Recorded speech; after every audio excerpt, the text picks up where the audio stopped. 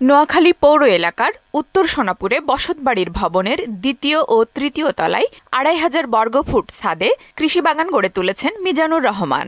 তার বাগানে শাকসবজির পাশাপাশি আছে ফল ও মশলা জাতীয় গাছ।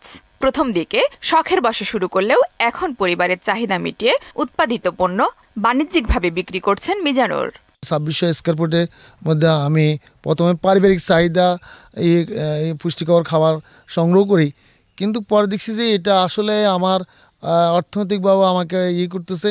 যেগুলো আমি মার্কেট থেকে প্রায় দৈনন্দিন আমার ৪০০-৫০০ টাকা খরচ হইতো, সেটা তরকারি আমার কিনা লাগতেছে না, তো সেটা আমি এখান থেকে পাচ্ছি।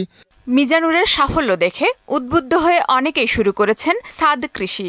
একটু জায়গার ভিতরে ছাদ বাগান করছে, অনেক ভালো লাগছে, অনেক সুন্দর লাগছে দেখে। তারপরে আমিও উদ্বুদ্ধ হলাম, আমিও আমার কিছু জায়গা আছে আমি করব। বাগানে লাউ, কুমড়া, চিচিঙ্গা, করলা, বিভিন্ন পুষ্টিকর ফলও আছে। সময়ের সাথে তাল মিলিয়ে কৃষককে ছাদ কৃষি উপযোগী প্রযুক্তি ও প্রয়োজনীয় পরামর্শ দিচ্ছে কৃষি বিভাগ।